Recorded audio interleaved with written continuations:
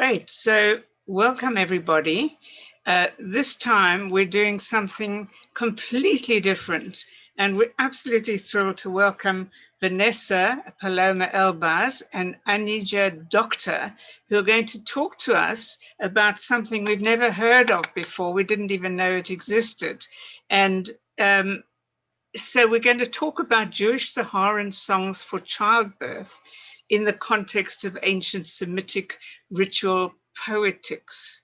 So how do we come to this? So Vanessa has received her PhD from the Research Center for Middle Eastern and Mediterranean Studies in the Sorbonne in Paris. And her research has been funded by the Fulbright, Posen Foundation, lots of places. She's now based in Cambridge, where she's research associate at the Faculty of Music and at Peterhouse. And her conversation partner today is Anija Dokter, who completed her PhD in musicology from Cambridge in 2018 on sound, childbirth, and craftsmanship in the ancient Near East. And craftsmanship is really something she's interested in because she's just told us that she is the director of a hand-making piano faculty in Estonia. So she's joining us from Tallinn in Estonia today. So Vanessa in Cambridge, may I say, do unmute and we'll hand over to you. Hi, Geraldine, and it's great to be here today to this dream of bringing the women's songs to the wider Jewish academic world, I would say, and to have this conversation with Anija, which is because of her work that has been so interesting. When I started to research, and I actually was able to look through her dissertation, which is an incredible 500-page tome that I highly recommend, seriously. So what we're going to do today is I want to talk to you. I'm going to share my screen. I'm going to talk to you about this project and how it started. And then after you have, and you'll hear some of the music, some of it. And then after you have a sense of this side of this repertoire and the thoughts that I've been having around it, then I'll pass it over to Anija for her to kind of talk about, to come back with the materials that I've shown and that she has, and then we'll maybe she'll present that, and then we'll have a back and forth. I think we haven't really planned it more than that.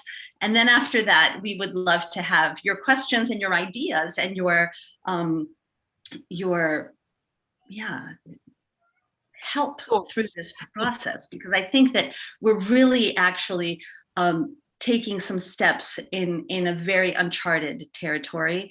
And one of the things that I think is really interesting is to think about songs that women sing for pregnant women and also during the time of birth as an intervention against the very patriarchal ways of thinking of motherhood as a burden, and more something as that feminists called mothering, and more this idea of like positive mothering. So through these songs, these traditional songs, I really think that that's exactly what these groups of women were doing for each other, was creating these sonic spaces for positive mothering throughout the pregnancy, the birth, and the postpartum time.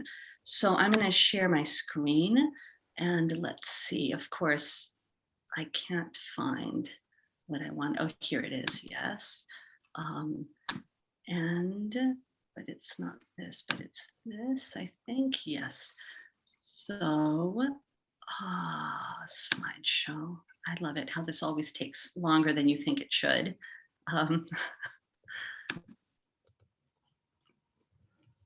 And here we go. So I'll start talking about what this process, what started. This is actually a project that received some initial funding from the Arts and Humanities Impact Fund from the University of Cambridge to build an online platform as a pilot project for this sound archive, Khoya, les Archives Sonores du Maroc Juif, for Jewish Morocco Sound Archive that I've been building in Morocco since about 2007. So my idea, my vision for this sound archive is that it should become a platform, an online platform that has the possibility for people to upload their own family recordings and archives and photographs, but also written, sometimes songbooks.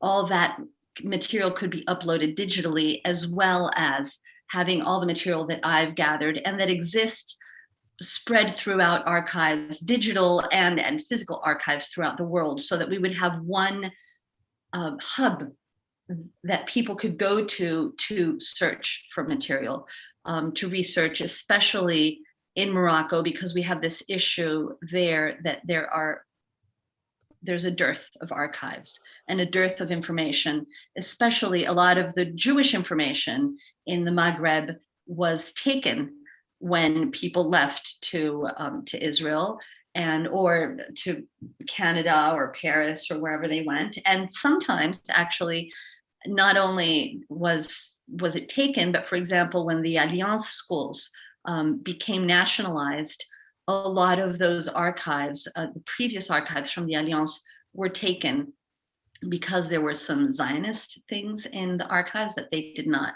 necessarily want. So there are other archives that are closed. And so there's a whole issue around archives in Morocco and around Jewish archives. And so to have something online, a platform, would be really a great resource for young Moroccans and young Moroccans in the diaspora, Jewish and Muslim. So this idea is the pilot project. And then the idea was, well, what do we do with this pilot project? What could the pilot be? And I remembered that I have these amazing recordings of Sultana Zerwal in Casablanca that I made in 2015 and 16, and that they're songs about birth. And I thought, what a perfect way to birth the archive with the songs about birth. And so I want you to hear this first. It's a 30-second clip, and it's actually a song that the women sing to the mother when her water breaks. During the birth process, they sing her a song when her water breaks, and it's this.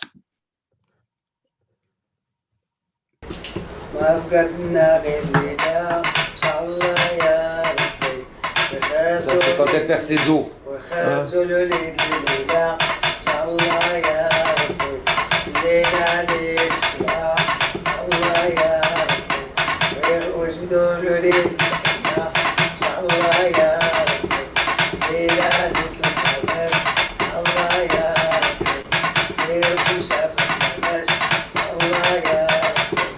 وهذاك الغناء ديال كنا نعملوه ديال كيعملوه جمال كاين واحد ما كان يقول. So here Sultana is singing these songs for us, for me, because I asked her, I wanted to interview her in her house, but obviously this is a repertoire that's sung in community, right? And so here she's doing like this superhuman effort to actually give us a sense of what a group of 5 or 10 women would be singing to somebody else. Sometimes they would pick up the siniya, this tea bandeja. I can't think of the word in English. How do you call that? A tray. Tray, thank you. She the tray to put the tea on. And the interesting thing is that we'll hear a recording later, is that as you see, she has her rings, right? And the tray is made out of metal. And when she sings, it has a very metallic sound. So this is something that I really want to hear what Anija has to say about this, because her work, she talks about birthing and metallurgy and patriarchy. And I think that there might be something there, an angle there for us to look at.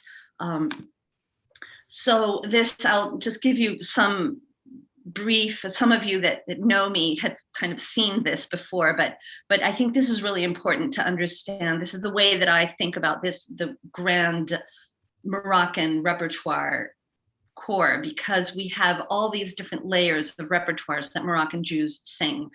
And the repertoire that we're looking at today is that heart, the core, the local core repertoire, which is at the very center of all these other concentric circles of repertoires that exist in their lives. So they know, they know the Rolling Stones and French chanson and Edith Piaf and Yarri Bon Olam and Moroccan Gharnati and Qsida and Milhoun and Shabi, but these are the songs that are sung at a specific point in the life cycle, at a specific moment, usually, very often, by postmenopausal women, so the older, the matriarchs, and they sing them to the younger women. So there's a real transfer of bracha, of baraka, right, of blessing from the older matriarchal generation to the younger fertile generation.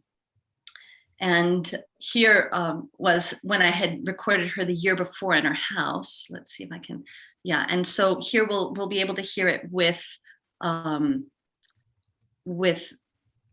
tray. I can get back into what this is. Oh, it's just, we love technology. It makes us able to do this, but a little bit slower sometimes. It's because I have everything online. So here we go. ايوا سيدي هذاك عيسى هاد السريني بولي تخليك السريني بولي تخليك ولا قلت لي طفله بلا ما تخرجي من داري ولا قلت لي صابري نعطيك زوجه هواري ولا قلت لي صابري نعطيك زوجه من الخراس ولا قلت لي طفله لا ما تاخذ على الراس. So here we go. Like that. One of the interesting things, though, is that one of the songs about birth that she sings is has a text that's almost exactly the same to a text that's sung in Tangier and Tétouan in Judeo-Spanish. And that's about how wonderful it is to have boys and how bad it is for the mother when she has a girl.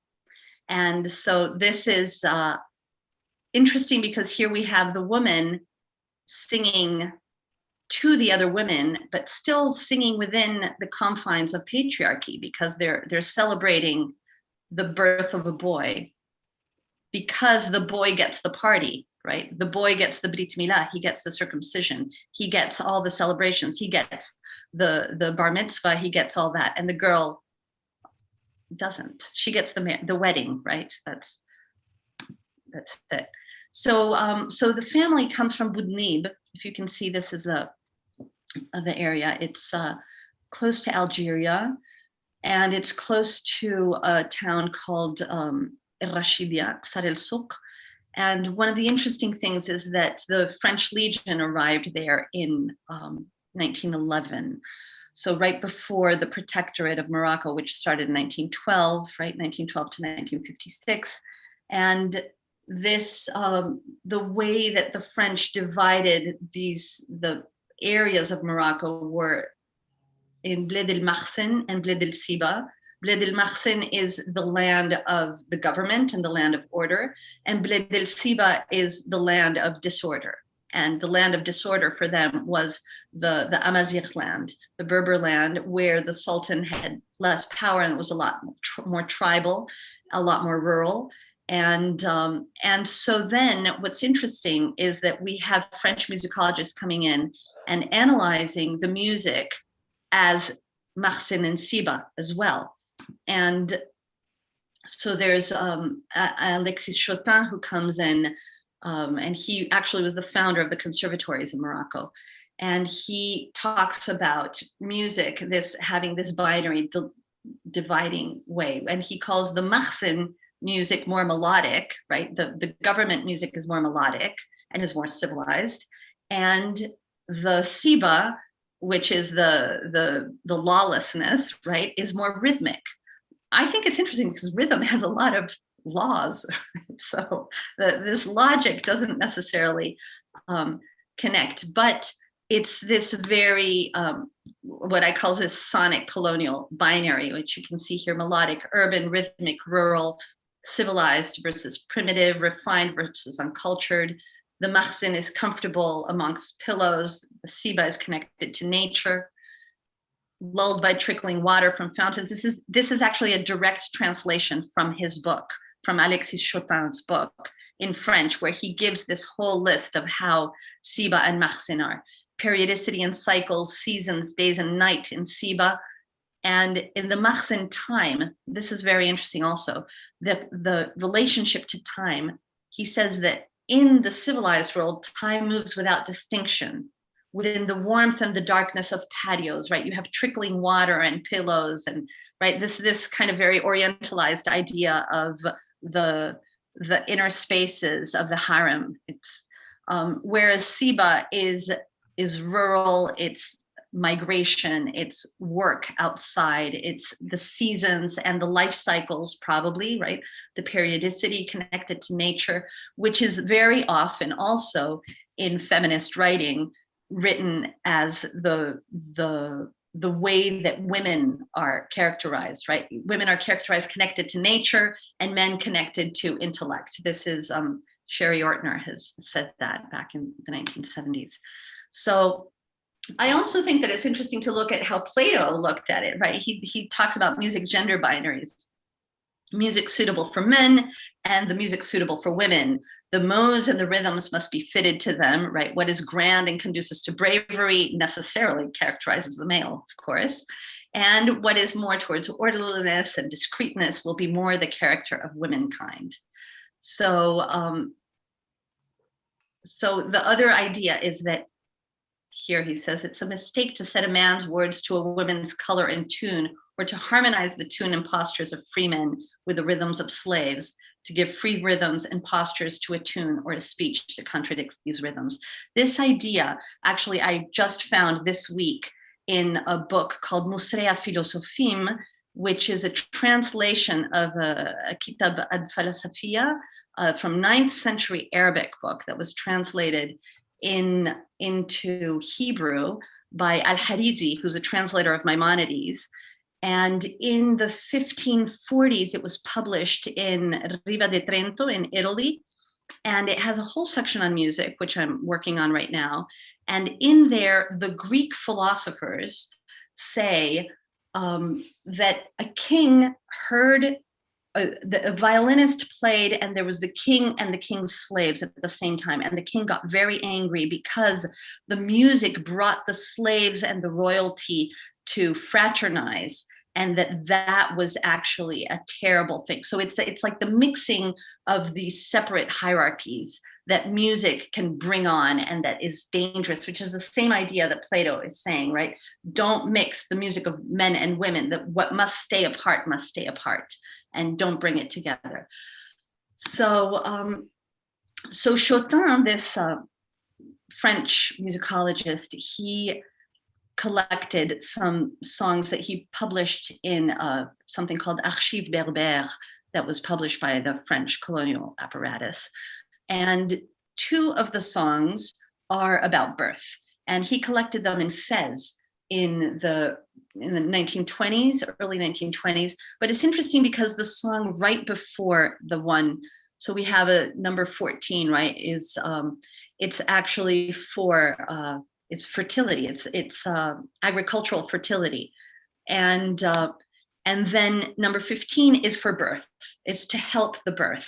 And then we have these other 2 examples, which is also when she's giving birth. Number 16, it's an invocation to a saint, Sidi Elbaz, which is a very important tzaddik. But that's actually, he's a Muslim tzaddik, I would say. He's venerated by both Jews and Muslims, and they call Sidi Elbaz. And then right after that, we have the song for death. So we have this connection of fertility, rain, birth, the power of a saint, so holiness and death, all within these 4 songs that go one right after the other. I mean, it's 17 songs, right? So we have all these other songs beforehand that are not connecting to nature and the cycles of life and death, which with the saint right in the middle, which in the Maghreb is very important, as we all know. The other thing I think is interesting is this idea of the roundness, right? The space, the gendered spaces of sound, but also the round spaces of the bindir and of the women in the interiority. And we have this bindir that is the percussion instrument par excellence, right, in this area, which is round and which is made by men, but which is very often played by women. And here we also have the seniya, right, the metal plate for glasses, and the birrad, which is the teapot. So there's songs in Morocco that talk about the birrad, about the teapot, and that have a sexual innuendo. And it's the woman saying, pour the tea into the teapot, or pour the tea into the glass. And so the seniya, the metal plate, and the teapot are all interrelated also with sexuality. And sexuality is obviously interrelated with fertility. And the work of Sarah Levin, who's at UC Berkeley, she actually has done a whole research on the songs of the High Atlas Mountains of women. And she said that there's a song about the teapot that is very interesting. And she connected it back to a teaching in the Talmud that talks about the turning of the table, which has to do actually with the sexual position. So there's a whole layer of interlayered, I would say, innuendos around food, drink, and desire, and fertility and creation. So I just want to finish with one last song of Sultana, and then we'll be done with that. Just so you hear. هذا مازال عمرها مازال هي مازال مول اوراني مول اغاني معروف هذاك البلاصه ديال بودليب وكلشي شكون الجبكة ولا الملاك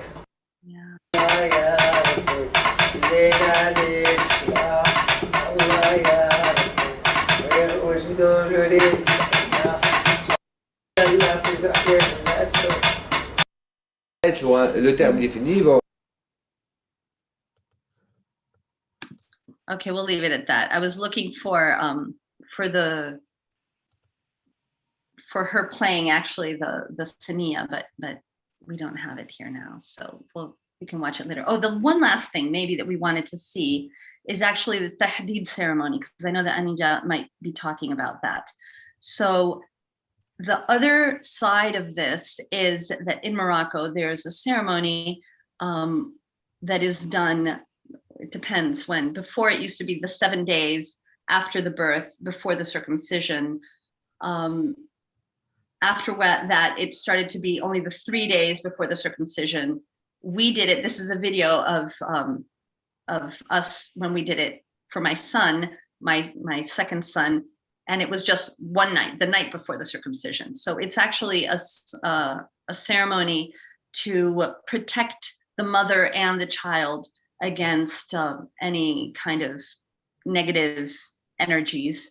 And in the room, you have 4 amulets that are there for the 40 days after the birth, and that have all sorts of Kabbalistic names and the names of angels and protecting prayers. But the men come in, the Paitanim come in with swords, and they sing piyutim for the child and the mother, and they tap against the walls of the room to break any of the negative energies. So, And before, actually, the women used to actually be in the room with the baby and the mother, and the men would come and knock on the door and ask to be let in, but the women would say, well, what are you going to give us? We're not going to let you in. And so it used to become a banter between men and women in Judeo-Arabic, a sung banter about ownership and giving up of the space, that sacred space of the mother and the baby. So just so that you can watch this very shortly. Let's see. Yeah, we have a publicity here, so sorry about that. There we go, if we can get through. Allows you to see everything from miles away like you're standing next to it. It's better than top. And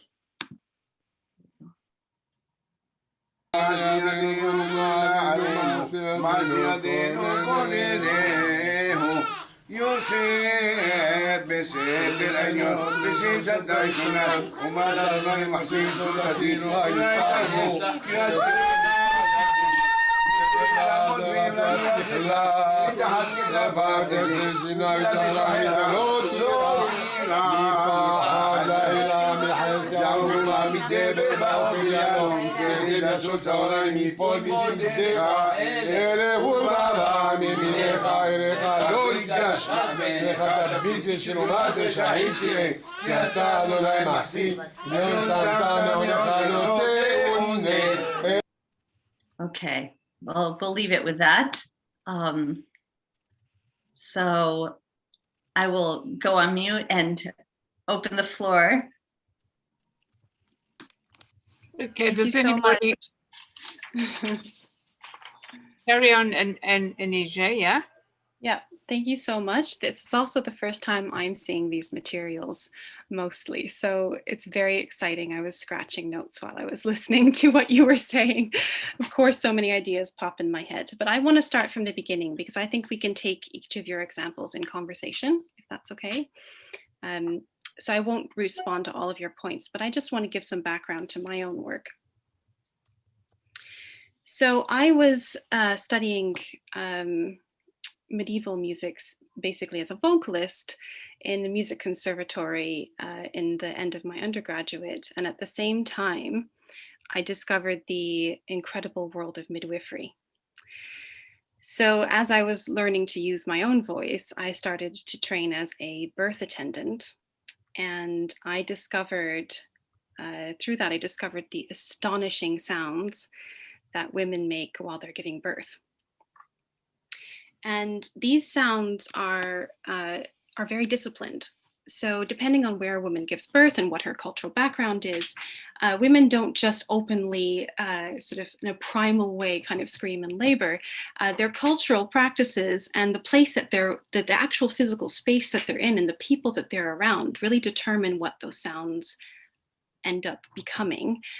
So these are very disciplined spaces. So a lot of the words we use to describe women in labor are things like primitive or animalistic or instinctual, but in fact, these are very disciplined sounds. I did a short study of all the ways that women's sounds are regulated, whether you're in hospital or in a midwifery birthing center, or you're at home, depending on your cultural background.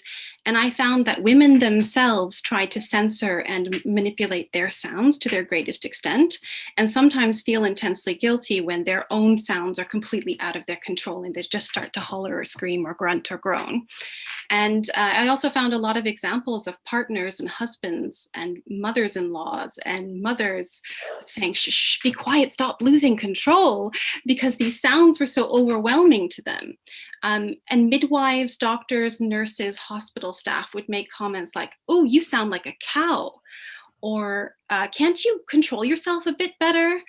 And so women actually, when they're giving birth, it just shows that childbirth is very much a social experience.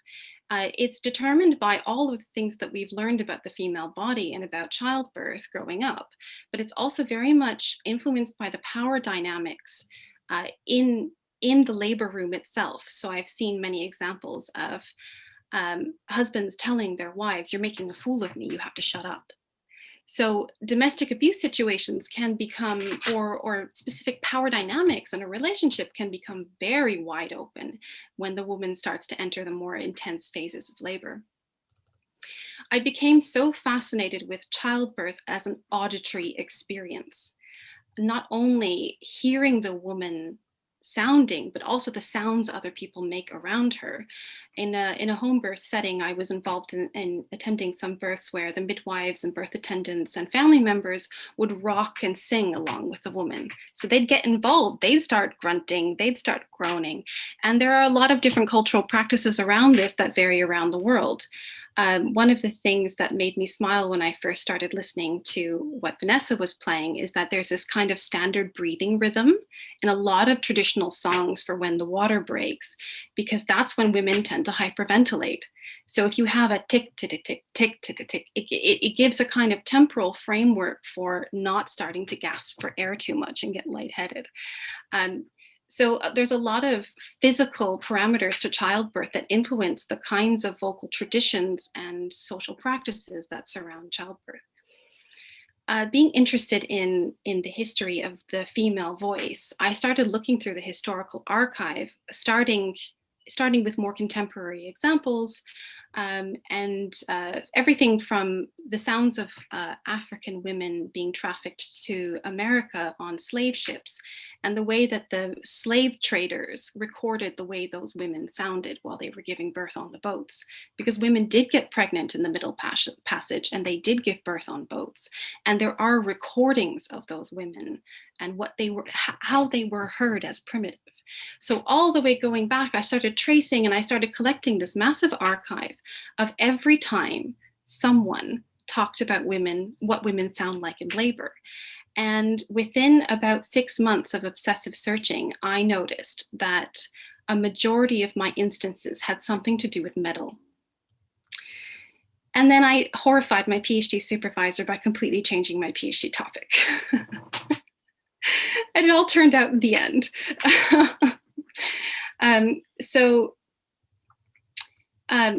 The association between metal and childbirth became an obsession for me. There's another very strong association between women's labor experience and agricultural metaphors, and that's something that Vanessa brought up. But that has something, I wanted to include it in my thesis, but then it would have been 1,000 pages because there's just as many instances of that. So I did primarily focus on the metal aspect. So we can go over some things, Vanessa, if you want, in conversation. There's some background on the history of metallurgy and childbirth that maybe we should start with. I don't know what you think about that. Yeah, I think, I mean, because this, in reading your work, this whole idea of metallurgy and childbirth and also the hearth, right? Yeah, that, exactly. I think that is really interesting. And I think it really speaks to, because one of the things that I didn't show you is that in that interview that I did with Sultana, one of the things that she did was she brought out all the food that she had already cooked for Shabbat, and she put it on the table in front. So we had, the chakchuka and this special Saharan bread that she makes for Shabbat, which is different from the challah.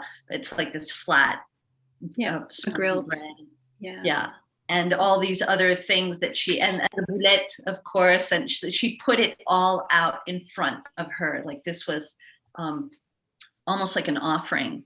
And so it really relates to, the analysis that you had done on hearth, which I think is great. So I'm start there then. That sounds good. So we've all heard of the terms Bronze Age and Iron Age, but we learned those kind of separate, because as soon as we get to white culture, we start talking about classical age and medieval age, and we start getting new terms. But actually, when you get rid of that kind of Eurocentric division, you end up with a very clear history of of human technologies, where the oven is the primary heat source or transforming heat technology in the Stone Age. So one of the features that distinguishes Homo sapiens and sort of humans from other hominid species would be the use of fire, the controlled use of fire to transform something like uncooked food into cooked food. And this isn't, to us, it's very simple because we have free access to, just turn on the hob. But this can also be experienced as an intensely symbolic and magical experience, the transforming raw material into cooked or transformed human-influenced materials. So we talk about the Stone Age as the time when the hearth was the only oven. But when we start to get into Neolithic periods, until the late Neolithic time, we have a new kind of oven, which is the pottery kiln. So this would be called the ceramic or pottery age. And this is around 5,500 to 4,500 BCE. So 5,000 to 4,000. And one of the most fascinating aspects of the change to pottery kilns is that pottery, you think, oh, it was a technological invention because people needed more storage devices. They needed more heavy storage devices for grain. And actually, this wasn't the case. Pottery kilns were developed not for a practical use, but for a symbolic use. So the first fired ceramic vessels seem to have been used primarily to distinguish the haves from the have-nots in society. So they were displayed as the newest form of wealth in the very earliest societies where you have a budding distinction between the class of people who have more objects than others. There have been some archaeological studies of societies before this point, and houses in these settlements are all the same size and they're all saturated with sacred imagery. So there's no temple, there's no priests, there's no specific place where the sacred occurs.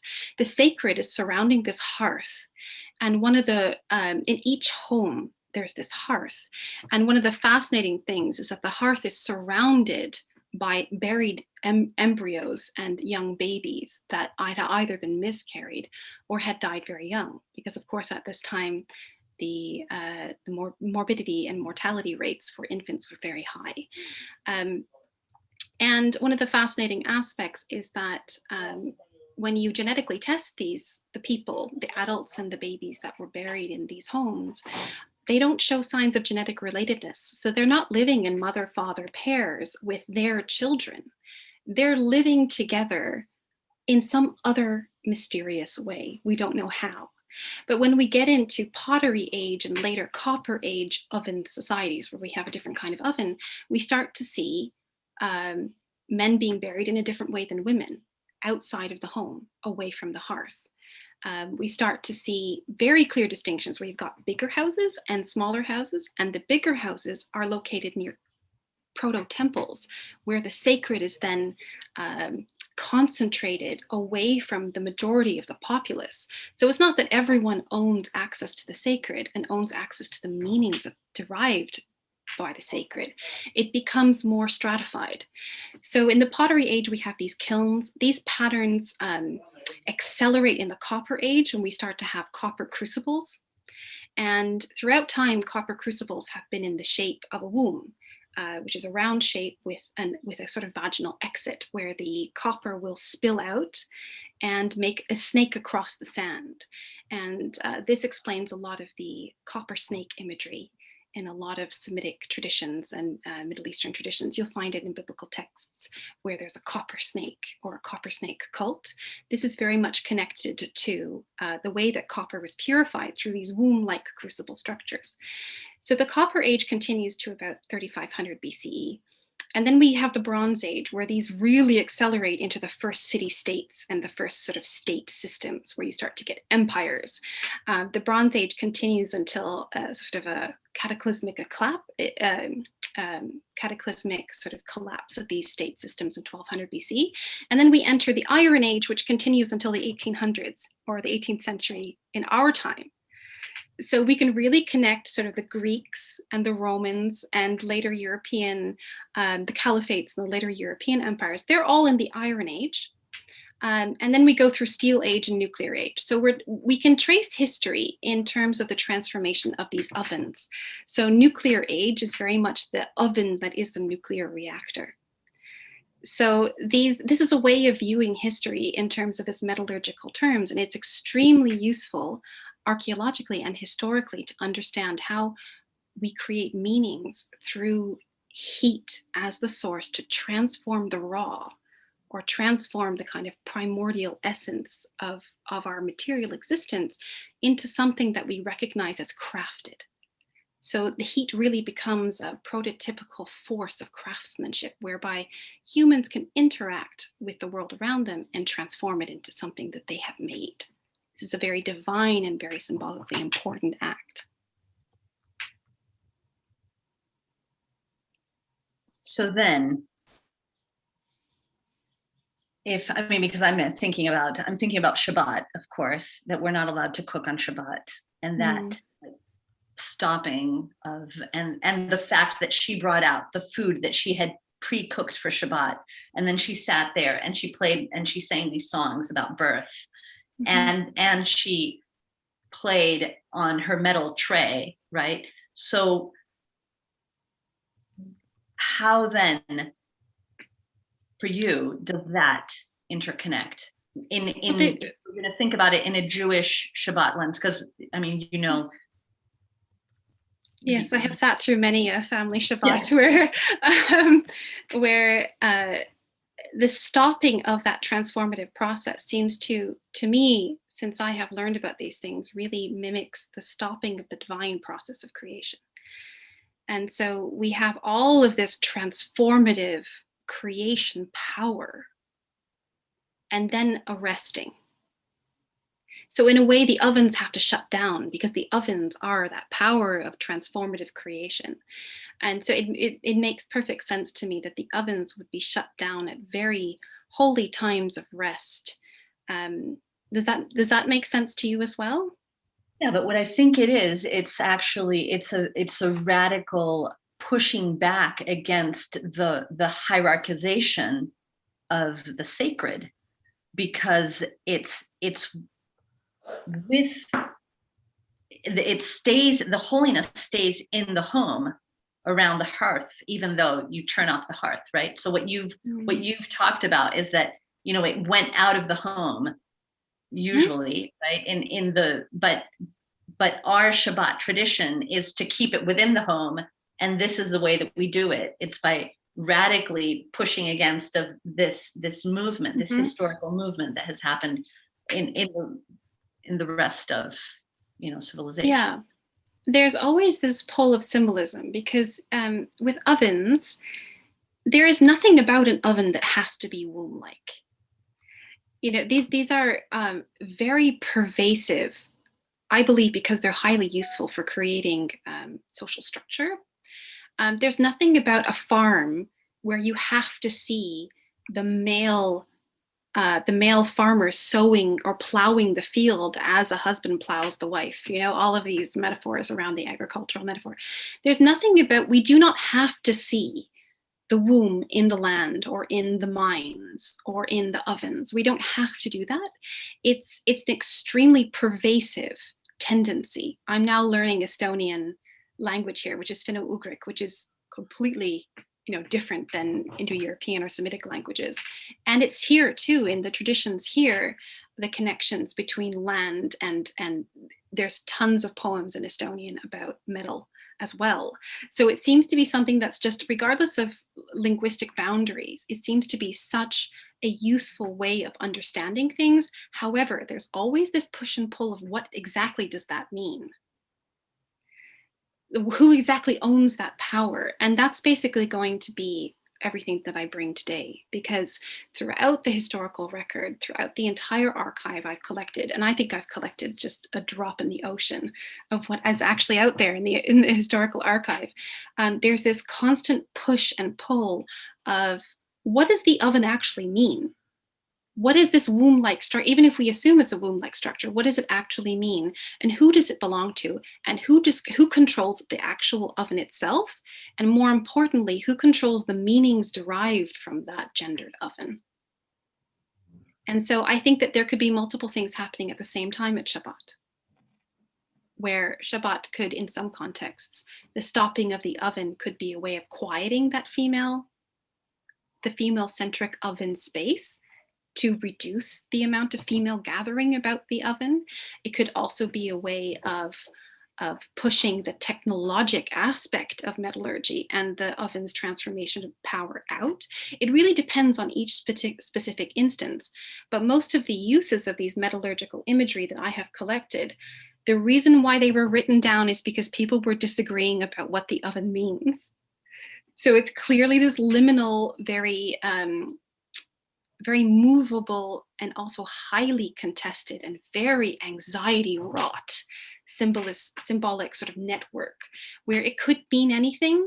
And the people who were in power enough to write the texts, to inscribe the clay, to actually craft the stone, to put these texts down, and the ones who also controlled the rituals and what they were supposed to mean to the populace, they were always fighting for the power to control what it meant. Because we know with folk traditions and folk religion, the people always take the main teachings, mix it with their local traditions, mix it with a bit of paganism, mix it with a bit of agricultural ritual. And in general, the people at the top who run the state or run the main religious institutions don't really prefer to let that go unrecognized or undisciplined in some way. So there tends to be a lot happening at once. So very rarely is it useful to say that means this.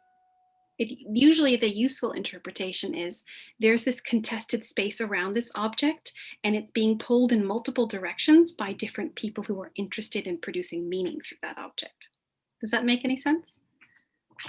Well, I mean, I think that the whole thing is it's a negotiation of power and space and sound. Exactly.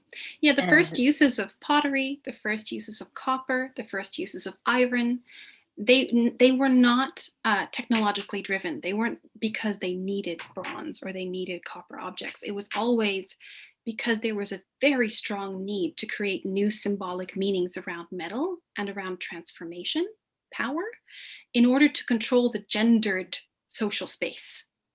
And then later, the bronze technology and the copper technology becomes an applied technology where it's actually kind of useful. So I think that's very important because we've had this, this way of approaching history whereby humans are innovating new technological needs and the meanings follow. But actually in history, it's generally the meaning creation is the most urgent social need, followed by the technologic. And with a lot of Jewish traditions, you have layers upon layers of historically gathered symbolisms that don't necessarily all match up. And so they can fragment in the actual real-time experience of that ritual. And there's a lot of syncretism because of the way that Judaism has developed across time and space, and the way that there's been so much cultural mixing in so many directions, multi-directional directions, where basically the entire Mediterranean basin and the Tigris and Euphrates and the Nile, these waterways, made for the sharing of symbolic strategies between different societies, between the elites of the societies, but also between the slaves and between the women. And there's always that power pull where the people in power never feel like they're fully controlling the women. There's never such thing as absolute patriarchy. And there's never such thing as absolute mastery over a slave population because there are always slave revolts. So this push and pull to me is the most fascinating part of it. Yeah, I mean, one of the things that I think is really interesting about putting Sultana and her songs versus the colonial, right? That the Chopin and that colonial binary and that very kind of square way of seeing the world is that very often in the Maghreb, actually, it was the women that were in Algeria. It also happened a lot. There's the writings of somebody called Murad Yeles. He wrote about how the women's songs and the women's poetry was actually pushing up against the colonial apparatus. And also Susan Slimovitz at UCLA, Mark, she's written on the Al-Bukala poetry, that whole thing, because the women are like this silent, right, unseen part of that world because they weren't in the public sphere necessarily all the time. So what they said and it was in languages that maybe the colonial Yes, indeed. didn't even understand, right? So that's it's a way of resistance of I like to call it sonic resistance, right? But I think that also within, I mean, it's interesting to look at that kind of aspect outside with the political hierarchies, but I think it's also interesting to look at it within the society's hierarchies itself as well, and how that push and pulls. Like I think Alex asked here, is there a male and female class problem within this family life? Does this elevate the status of the women? I mean, I've found that in Morocco, it's in contemporary Morocco, it's very interesting because it's the women have a lot of power, but it's a power that maybe people in the Western way of doing things would not necessarily feel was very powerful, because it's a power of the family. It's a power over decisions in the family. It's not a financial power, usually, unless they have a wealthy parent or a wealthy father, usually. So it's not a professional power, usually, but it's a power that's all about the internal workings of the family. But the issue is that the family is the most important building block of this society. And it's because it's really about tribes. It's about tribal units and extended large family units. And the matriarch is a very crucial piece of this puzzle. And you know, how they make their money and their working world and all that is like, it's nice, but it's not the most important thing of their lives. Their lives are really about all these social interactions, and the women are at the heart of these social interactions. So it's an interesting,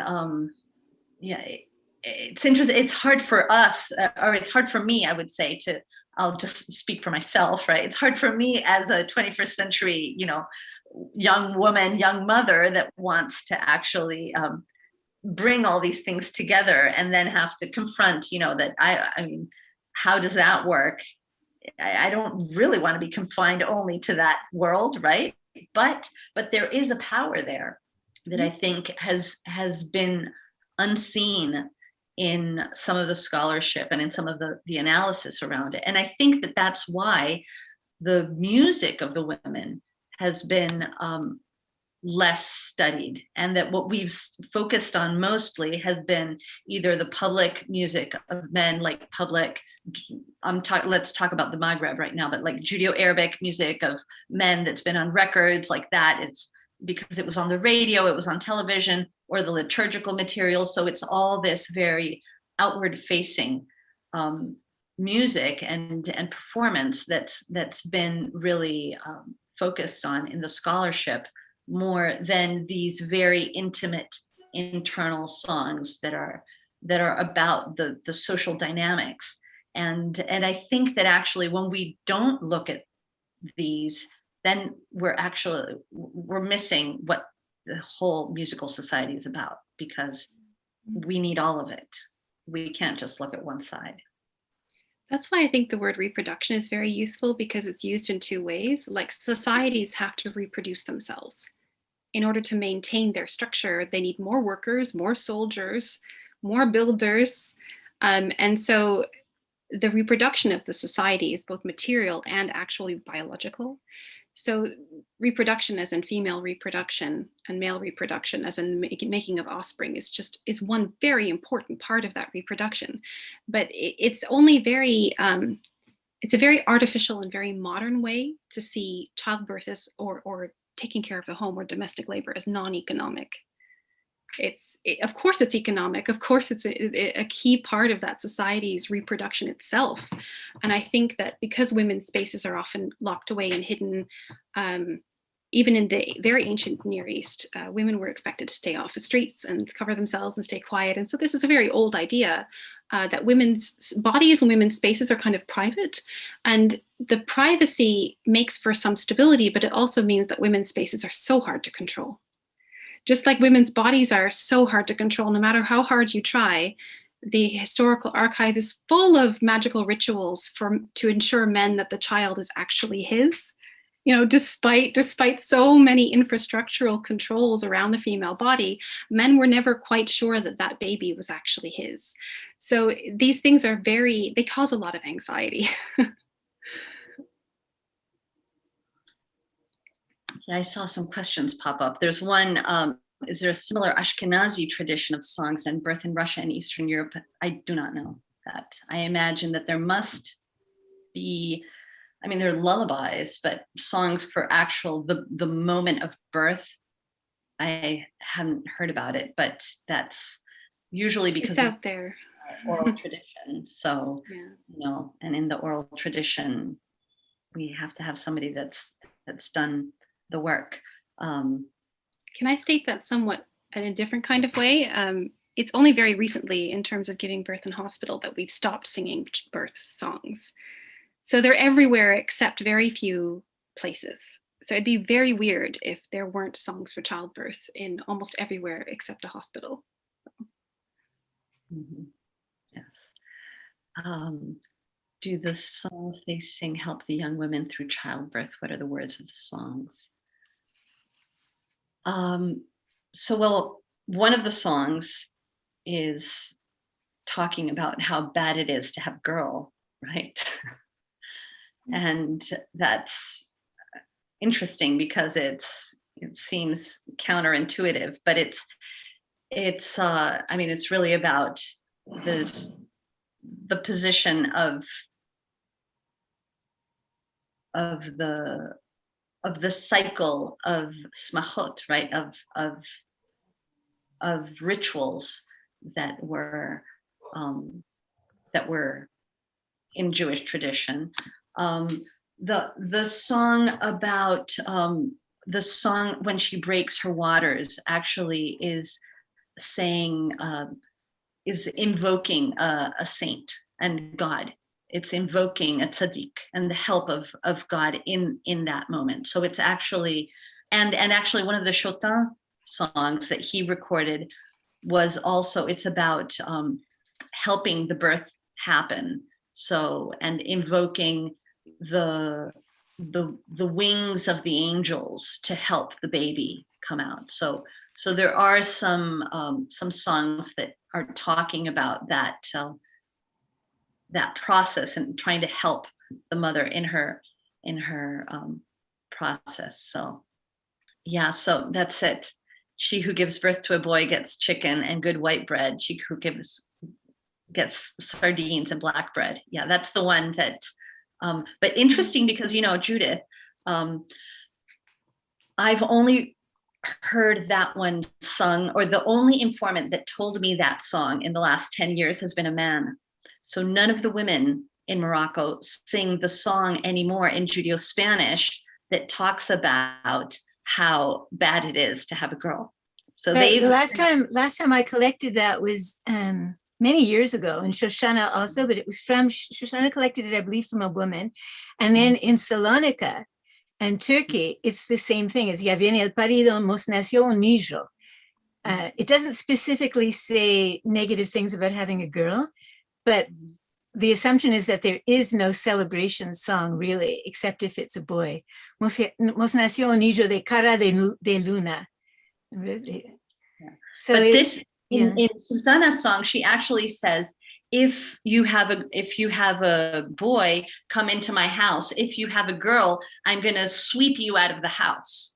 That's one. And then the other one that says, and if you have a girl, you should be banished to the kitchen to argue with the neighbors. So that's, there's, which I think is really interesting that we have this Judeo-Spanish parallel about the gender of the baby.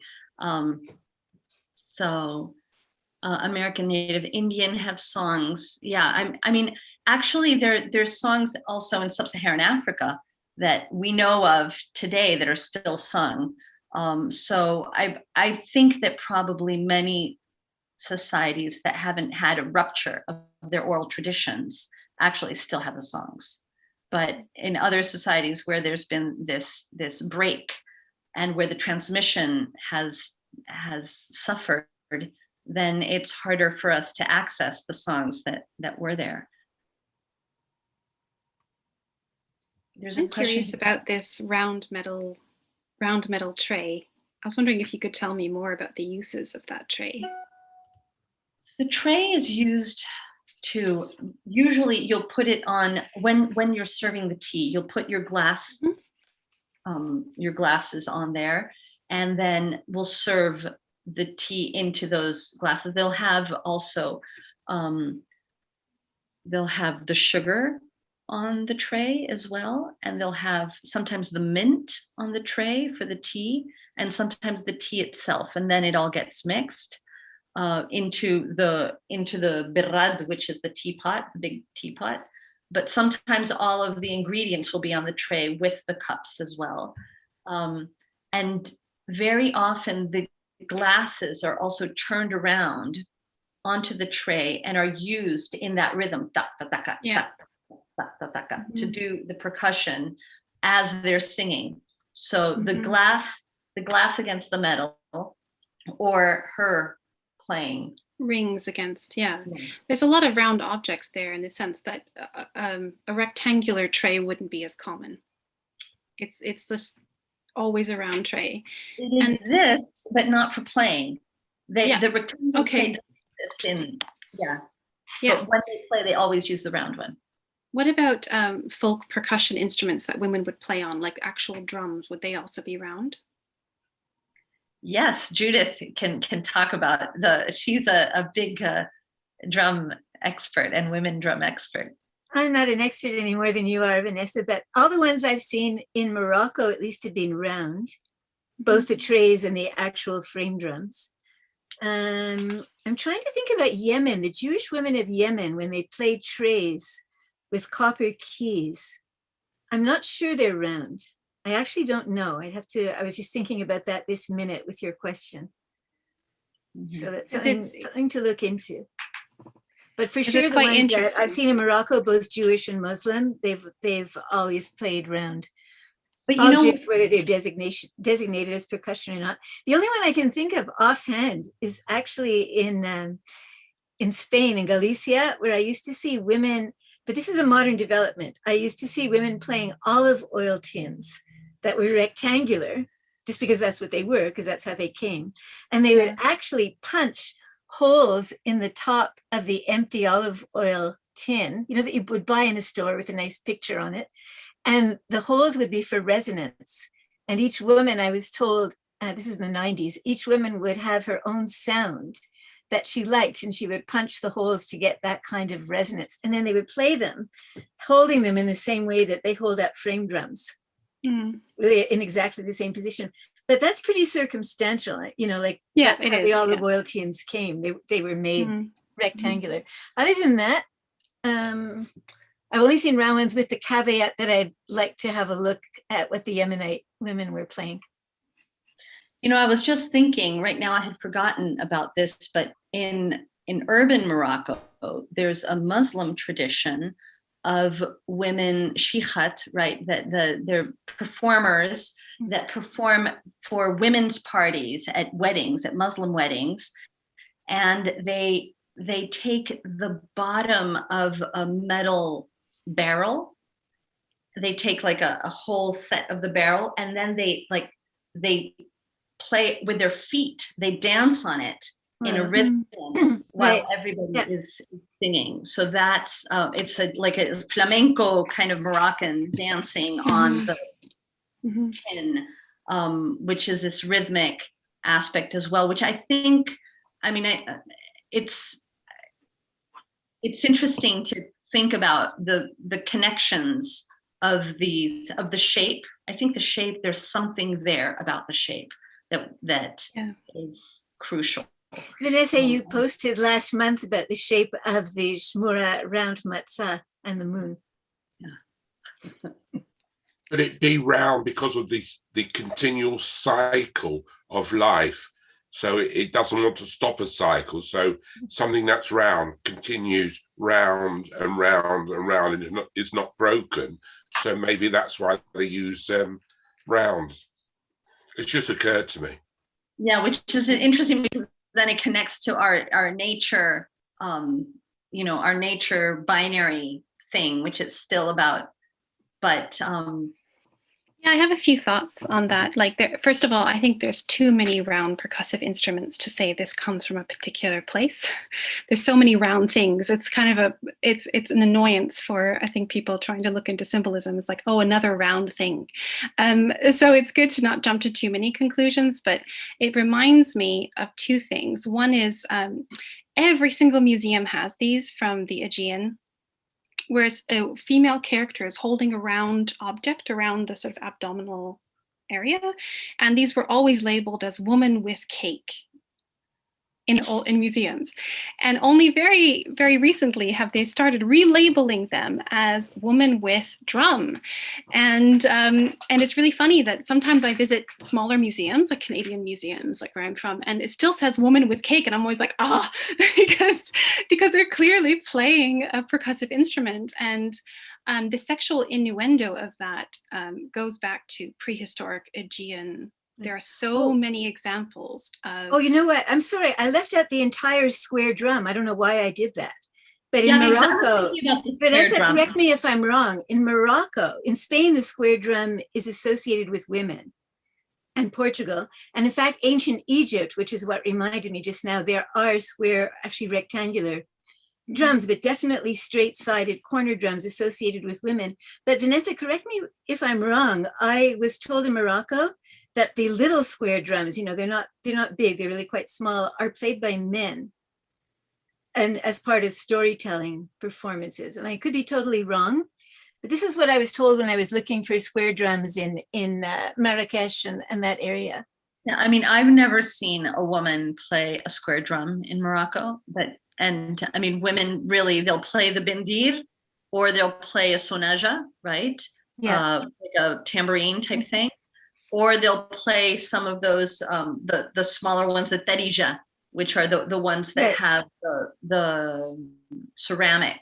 They're kind of like mini darbukas almost. I've seen them. I've seen them playing, and they often sort of punch them against the palm of their hand rather than playing them like this. The whole square drum thing goes back to the Middle Ages. Mm-hmm. You know, I actually wrote a couple of articles on it, and you see women, for example, even in the Haggadah from the 14th century, the so-called Golden Haggadah, you see Miriam, you know, having crossed the Red Sea, and other of the women are playing round drums, but she's playing a square drum. And in Spain and Portugal, they're mostly associated with women. In fact, in Portugal, the men used to play them in one village as part of carnival when everything was upside down. And so a man would play a square drum to sort of demonstrate that upside downness. And now, I mean, today everybody plays them, men play them, people play them, but it was a really interesting association for centuries of women with the square drum, a double-sided square drum, you know. But it's so interesting because is there any sexual innuendo to those square drums? Just wondering if you know of any associations between the square drums and a lot of there's some of this. First of all, they were filled. Some of them had noise-producing objects inside because they're double framed, right? They're double skinned. So sometimes you would put little objects inside and it kind of rattle when you play. And sometimes they were seeds, and people said, well, you know, that was fertility. I'm not so sure. I don't know. I know that there are songs with innuendos that are quite, well, not very subtle, as in, this is in Spain, in a village, you know, this guy didn't find what I said about him complimentary enough. And so he took his knife and he pierced the skin of my drum, but it's no problem because I can always put a new skin on the drum. I mean, that one cracked me up. But and that was sung by a woman in her 90s about 25 years ago. So a woman who was born around, 1900 or so. And yeah, but I don't, The other association with round objects that just pops up everywhere is the grinding stones.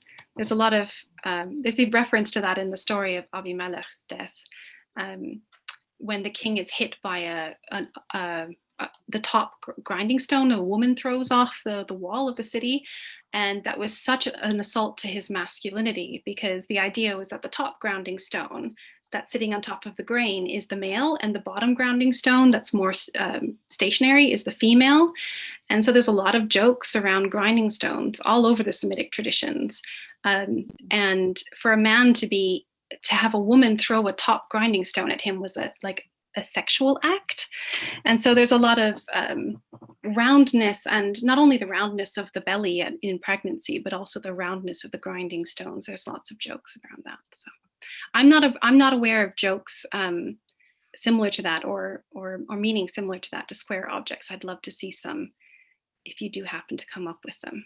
I have some of them in a couple. I have an article in the British journal Ethnomusicology Forum, I think from 2008, and it's edited by Veronica Doubleday, and it's all about women and instruments. So that whole volume of Ethnomusicology Forum is really interesting and has a lot of great articles and information. I'll just write it in here. I'm sure you can. Awesome, thank you. But it's interesting also because I know that in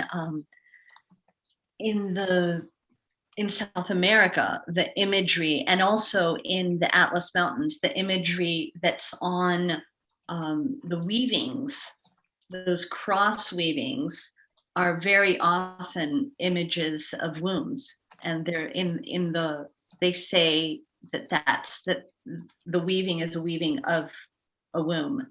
So, and those will be more square, right? Because there are these lines, right, that are, so it's like the double line like that, that's woven on the rugs, on the pillows. So it's an interesting. Is it always a sexual thing that the man or the male is predominantly dominant in these regions where the woman should be subservient, but the woman, in actual fact, in a quiet way, is completely the opposite, who controls the man, because she's the one that gives birth, she's the one that controls the house, she's the one that decides how the children are brought up. So the emphasis is actually on the woman who is stronger than the man, but she is clever enough to let the man think that he is the boss. I mean, does this come over? I mean it seriously. No, but I think that actually the woman is not quiet. And so the space of the home and all that is a very loud female space, and the space of the family, it's a very loud space, a loud space of women's, I would say, power. I mean, and it's really, and the men go to the synagogue so that they can have their space and their power, because they go there and that's where they kind of exert their voices and do their thing. But that, and so it's, for me, it's interesting to see like where we are today with these traditions, because so many people have left these communities and are now living in, Paris, Montreal, LA, and have lost that, the transmission of this material, right? So the younger generations of women don't have that. And the only space that we're left with is, as a communal space, really is either Shabbat, the Shabbat table, or the synagogue, right?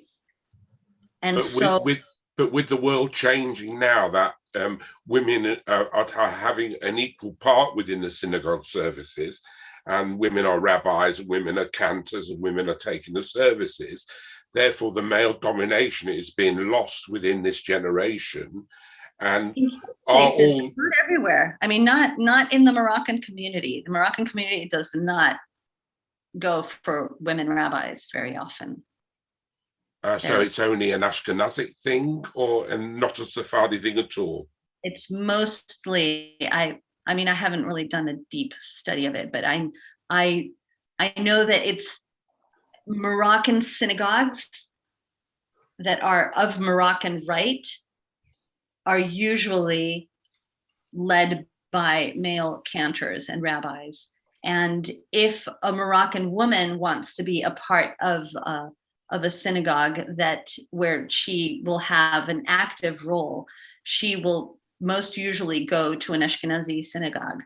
and go to because it's not within the Moroccan communal infrastructure really to give that kind of liturgical voice to the woman, and which I think is not necessarily a problem if there is a space where there is a voice for the woman. But if the space of the voice of the woman has disappeared, then it's a problem, right? Because then the woman feels like she doesn't have a space.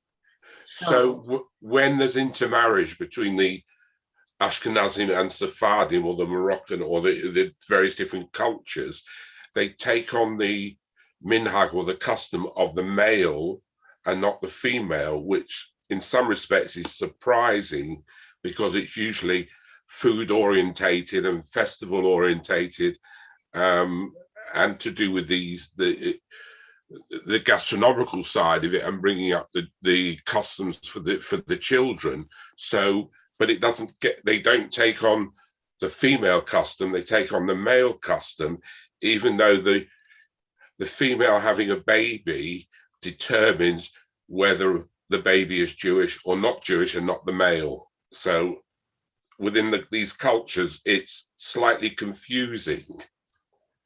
I've never understood it. It's very interesting because, for example, in Morocco itself today, there's an issue where there are not that many young Jewish women for the men to marry, right? So there are cases of Moroccan Jewish men that marry Muslim women, but they are not allowed to, it's like legally, because there's actually the Rabbanut, it's Jewish law is law there. There's no civil law. So, and Sharia is an Islamic law. So a Muslim woman cannot marry a Jewish man. So the Jewish man must convert, right, to Islam to be able to marry the Muslim woman, or they just, pretend that they're not married and go to France and get a civil marriage in France and come back to Morocco and pretend that they're not married. It's a whole thing. But if a Jewish woman marries a Muslim man, she can remain Jewish, but her children are considered legally to be Muslim because the father is Muslim and it's a Muslim country. So there's this whole dynamic in the society also about, and the legal dynamic as well, that is very unresolved, let's just say. But that's why it's so important to preserve the cultures, write these things down so we know what the real culture is and what the minhag or the custom is. If we don't do that, then the future generations will have no idea of what to do, and we have to start again with this cycle of going into archives and finding out what the truth is and where these things are. It is so important to keep these traditions and write everything down for today and for the future. I hope you are doing this, and the people who are researching are archiving this, because it's extremely important to do so, so we know, and our children, grandchildren, great-grandchildren know what it's all about. That's my humble opinion.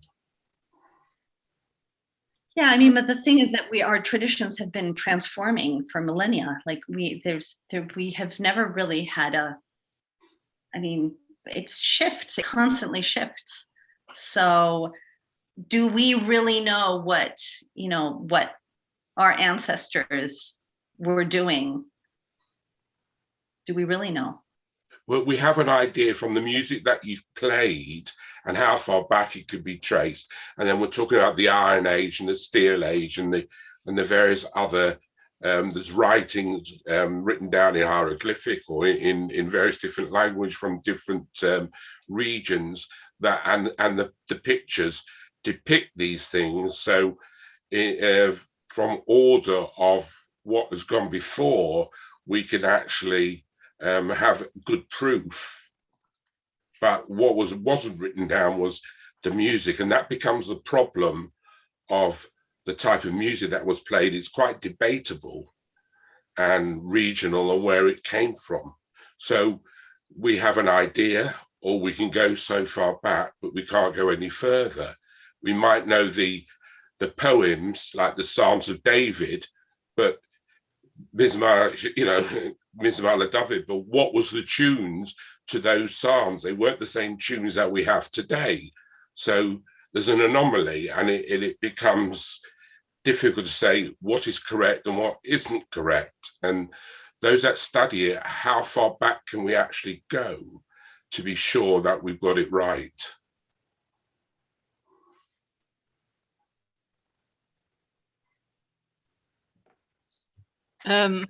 This is an age-old question, and it comes into every aspect of music and everything.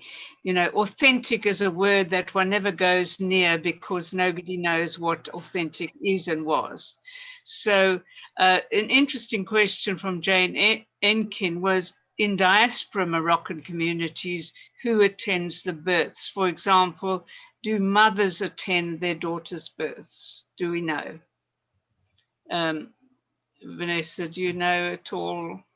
Mothers attend, when their daughter is giving birth, is the mother there? Yeah. Yes. Okay. I was like, yeah, mothers, of course they attend their daughter's birth because they were giving birth. Yes, they very often they do. Yes.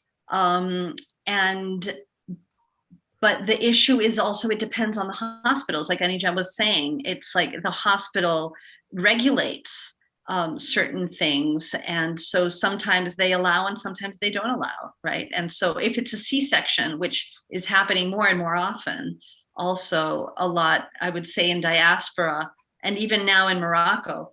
And there's some actual Moroccan Jewish women that will go to France or go to Spain or go to have their child, or go back to Canada. If their parents live in Canada, they'll go to Canada. They'll have their child in Canada, and often it's a C-section. So it's C-section, it's an operation, so you're not allowed always to have somebody from the family there. So it become this clinical thing, this clinical instead of a natural transition that's full of music and rhythm and symbolism and all that. It's a medical. Yes, I think that the idea of taking a woman and isolating her and making her go through this in pain by herself has been a dreadful abuse of women across the Western world. But it's been really wonderful to be introduced to some traditions where I'm sure that the fact of these women drumming and singing are helping the woman deal with her pain and deal with her trauma, because she knows that they're with her, and that even the noise is probably something that helps to carry her through. Yeah, if you're the only one making noise, it can feel really objectifying. If other people are joining in and drumming along, it's less like you're the weird one in the room. I think it's not only cesarean sections that are heavily medicalized. You can have what's called a normal vaginal birth and have extremely medicalized and be very isolated, especially during the pandemic. In almost all countries, they've made women give birth completely alone without their partners. And so things like the migration experience also really changed that, because I noticed when I was attending births that immigrant women who would have been attended by their mom and grandma and aunties and sisters back home, the only person they know who speaks their language fluently is their husband. So back home, their husband would never be in the room. But because they're in Canada, the husband's there. And the gender divide is being broken there. And there's a new kind of power relation in the birth room. So there are a lot of things affect that experience, but I agree with you that meaning and psychological emotional experience of that transition is just as important as the other safety effects, because it really affects people for the rest of their lives. Absolutely. And the songs definitely help. The songs keep everybody awake. I mean, when you're up all night, sometimes with a first baby, it's 2 nights. And you need to keep breathing and moving to stay in tune with what's going on, because traditional midwives depend on prevention. If something goes badly wrong at home with a traditional midwife, you can't do much about a very severe bleed or a malpresentation. So the way that midwives manage these things is by making the woman sway and dance to particular rhythms that actually help the baby turn in time, so the baby doesn't get stuck. And so these songs are an actual technology that's age old to prevent bleeds, to prevent babies getting stuck. Because back in the day, there was no cesarean section, there was no forceps delivery. And so these technologies of these songs with their particular rhythms and their particular swaying motions for the hips are real technologies. They're real medical technologies. And the midwives that I've worked with in the past and learned from, they're trying to bring those back into the hospitals, because if we brought them back into hospitals, we'd have the best of both worlds. We'd have the backup of the cesarean section, but we'd also have fewer cesarean sections because fewer babies would be getting stuck. So well, I think that's an absolutely wonderful thing. And I would certainly, I'm sure we all back it. Let's have songs in the birthing room. Exactly. More songs, lots of songs, loud songs with trays and drums. And we'll have happier babies and happier people. So I think this has been what we wanted to do with this project. Part of the some of the elements will be to actually do some workshops in Morocco and with Moroccans in the diaspora to learn some of these songs. And also there's a maternité, a birthing hospital in Rabat that's interested in doing one of these workshops with some of the midwives in Rabat. So the idea is actually to bring this stuff out of the archive and to bring it back into people's lived experience. And then, that at least they know it. And then if they want to use it, they can. It's because they have it there and one of the interesting things also is to bring it into, to bring some of these Jewish songs, and which aren't necessarily Jewish, they're just sung by a Jewish woman, right? And then teach them in this Moroccan, hospital, which is mostly Muslims, and that will also remind some of the younger generations of this big Jewish community that used to be there, and this complete intermingling of the communities. And I think that, the thing that for me is so interesting is like what Anija was talking about, is this very embodied experience of the music, and that there's